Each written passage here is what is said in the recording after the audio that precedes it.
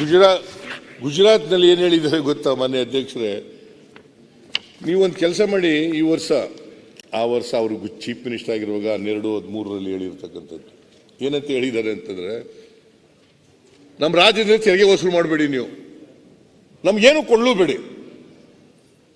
ಯಾರು ಹೇಳಿದ್ದು ಇದನ್ನ? Shri Narendra Modi G as chief minister of Gujarat. ಈಗ DK ಸುರೇಶ್ ಒಂದು ವೇಳೆ ನೀವು ನಮಗೆ ಈ ತರ ಮಾಡಿದ್ರೆ ನಮಗೆ ಬೇರೆ ರಾಜ್ಯ ಕೇಳಬೇಕಾಗ್ತದೆ ಅಂತ ಹೇಳಿದದಕ್ಕೆ ಇವರು ಕೇಳೋದಕ್ಕೆ ಏನಂತ ಹೇಳ್ಬೇಕು? ನೀವು ತೆರಿಗೆನೇ ವಸೂಲು ಮಾಡಬೇಡಿ ಗುಜರಾತಿಂದ, ನಮಗೆ ಒಂದು ವರ್ಷ ವಸೂಲು ಮಾಡಬೇಡಿ, ನಮಗೇನು ಕೊಡ್ಲೂಬೇಡಿ ವಾಪಸ್ಸು ಅಂತ ಹೇಳಿದ್ರಲ್ಲ. ಏನಂತ ಕರೆಯೋದು ಇದಕ್ಕೆ? ಏನಂತ ಕರೆಯೋದು ಇದಕ್ಕೆ? ಟ್ಯಾಕ್ಸ್ ಬಗ್ಗೆ ಮಾತಾಡಿದ್ರು, ನೀವು ದೇಶ ವಿಭಜನೆ ಮಾಡಬೇಕು ಅಂತ ಮಾತಾಡಿದ್ರಿ,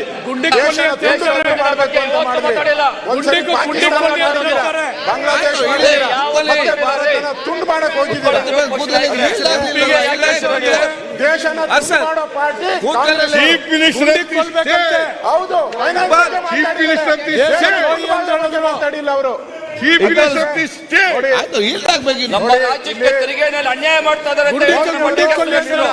of Gujarat, ಅಧ್ಯಕ್ಷರೇ, ₹60,000 crore. What comes in return? Then you say prime minister ಬಗ್ಗೆ ಮಾತಾಡಿದ್ರು.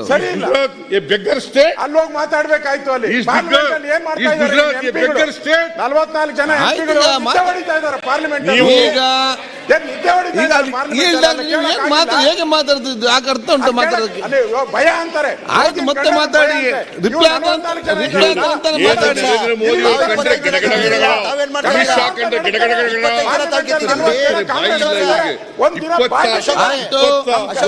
ಎಂಪಿಗಳಿದ್ದಾರೆ ಈಗ, ಅವರು ಬಿಜೆಪಿ ಮಂತ್ರಿ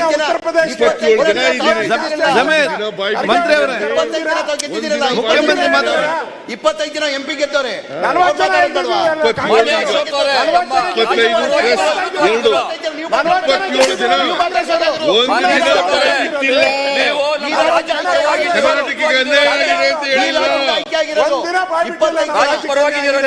ಮತ್ತೆ ಮಾತಾಡುವಾಗ ನೀವು ಮಾತಾಡ್ತಾರೆ. ನಿಮ್ಮ ಎಂಪಿಗಳು ಯಾಕ್ರಿ ಮಾತಾಡಲ್ಲ ಅಲ್ಲಿ? ಆಯ್ತು, ಮತ್ತೆ ಮಾತಾಡಿ, ಮತ್ತೆ ಮಾತಾಡಿ, ಮತ್ತೆ ಮಾತಾಡ್ಬೇಕು. ಈಗೆಲ್ಲ ಮಾತಾಡುವಂತದ್ದು ಈಗ ಈಲ್ದಾಗ ನೀವು ಮಾತಾಡೋದಾಗ್ತದೆ.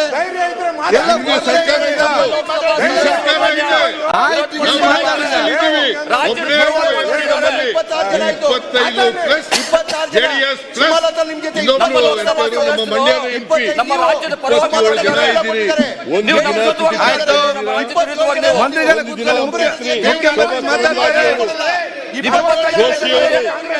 ಆಮೇಲೆ ನಮ್ಮ ಬೀದರ್ನವರು ಒಂದು ದಿನ ಬಾಯಿ ಬಿಟ್ಟಿಲ್ಲ.